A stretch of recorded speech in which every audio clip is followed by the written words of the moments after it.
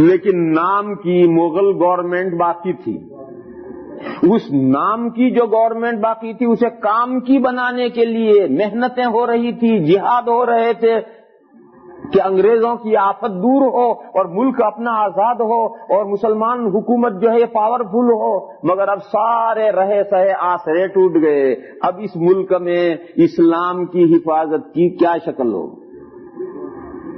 تو اللہ جل شانہ امن والہ نے مسلمان پورے ملک کے بہت سے علماء کے دلوں میں ایک ساتھ ایک فارمولہ ڈالا, اور وہ یہ کہ چندے کا مدرسہ قائم کیا جائے. چندے کا مدرسہ یہ اس سے پہلے کوئی جانتا ہی نہیں تھا. اسلام کی 13 صدیوں میں یہ کوئی جانتا ہی نہیں تھا کہ چندے کا مدرسہ, یہ نہیں جانتا تھا کوئی. دیکھو آج اسلامی ممالک ہیں, یہ سعودیہ ہے اور سعودیہ کے چاروں طرف خلیجی ممالک ہیں اور عرب ممالک ہیں اور مصر ہے اور سیریا ہے اور ترکی ہے, سب اسلامی ملک ہیں. وہاں چلے جاؤ, وہاں چندے کے مدرسوں کا کوئی تصور جانتا ہی نہیں. وہاں کیا ہے؟ اسلامی گورنمنٹ ہے, وہ اسلامی حکومت کی یہ ذمہ داری ہے کہ وہی مسجدوں کے امام رکھے اور مسجدوں کے مؤذن رکھے, ان کی تنخواہیں دے, مکتب قائم کرے, ان مدرسوں کو رکھے, ان کی تنخواہیں دے. یہ سب حکومت کی ذمہ داری ہے. چندہ کر کے کوئی دینی نظام چلانا یہ ان ملکوں میں کوئی تصور ہے ہی نہیں. یہ اسلام کی 13 صدیوں سے یہی چلا آ رہا تھا. لیکن اللہ نے بیک وقت علماء کے ذہن میں یہ بات ڈالی کہ چندے کے مدرسے قائم کیے جائیں. جانتے ہو چندے کے مدرسے کا کیا مطلب ہے؟ بزرگوں کی سمجھ میں بات یہ آئی کہ یہ جو گورنمنٹ نظام چلاتی ہے, وہ گورنمنٹ کے پاس جو فنڈ ہے, وہ فنڈ کہاں سے آتا ہے؟ وہ کوئی زمین میں سے نکالتی ہے, آسمان میں سے گراتی ہے. گورنمنٹ جو فنڈنگ کرتی ہے وہ فنڈنگ تو لوگوں سے لیتی ہے ٹیکسز کے نام پر, اور اس سے فنڈنگ کرتی ہے اور اس سے آگے نظام پھیلاتی ہے. آپ کی یہ برٹش ہے, آپ کے یہ امریکہ ہے, یا ویلفیئر بہت سے رقمیں گورنمنٹ دیتی ہے, تو کہاں سے لاتی ہے؟ لوگوں ہی سے ٹیکس لیتی ہے, اور اتنے ہیوی ٹیکس لیتی ہے کہ لوگ پریشان وہ ٹیکس لیتی ہے اور دوسروں کو ویلفیئر کے نام سے دیتی ہے.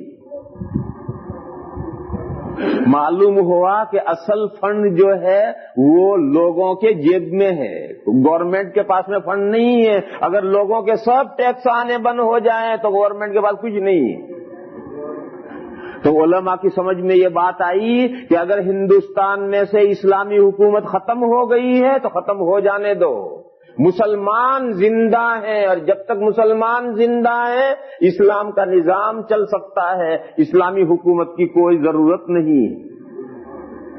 چنانچہ چندے کا نظام شروع ہوا. چندہ دو, 1 روپیہ دے سکتے 1 روپیہ دو, 2 روپے دے سکتے 2 روپے دو, 8 آنے دے سکتے 8 آنے دو.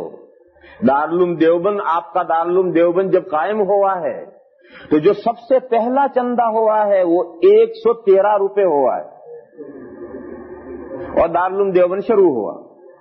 6 مہینے گزرنے کے بعد ایک بڑھیا آئی, دیوبند کی ایک بڑھیا آئی, اور دارالعلوم دیوبند کے جو سب سے پہلے محتمم تھے حضرت حاجی عابد حسین صاحب رحمت اللہ علیہ, ان کے پاس ایک بڑھیا آئی چونی لے کر کے, روپے کا 1/4, پرانے زمانے میں جو روپیہ تھا اس کا 1/4 چونی کہلاتی تھی. ایک چونی لے کر آئی اور اس نے کہا کہ بیٹا یہ تھارے مدرسے کے لیے, تھارے یعنی تیرے, یہ تھارے مدرسے کے لیے میں نے چرخہ کاٹ کر کے یہ 4 آنے اکٹھا کیے ہیں, اور 6 مہینے کا سود کاٹ کر کے اس نے بچا کر کے یہ 4 آنے اکٹھا کر کے وہ لے کر چندہ دینے آئی تھی. تو حضرت حاجی صاحب نے وہ چندہ لیا تھا اور لے کر کے یہ حکم دیا تھا کہ یہ 4 آنے خزانے میں باقی رہیں گے, خرچ نہیں کیے جائیں گے, یہ 4 آنے خزانے میں ہمیشہ رہنے چاہیے. 100 سال تک وہ 4 آنے خزانے میں پڑے رہے. لاکھوں روپے آئے اور گئے, کروڑوں آئے اور گئے, مگر اس بڑھیا کی چونی دارالعلوم کے خزانے کے اندر محفوظ رہتی تھی. اسی ان 4 آنوں میں جو اخلاص تھا, اس اخلاص کی برکت سے یہ ادارے چلتے تھے.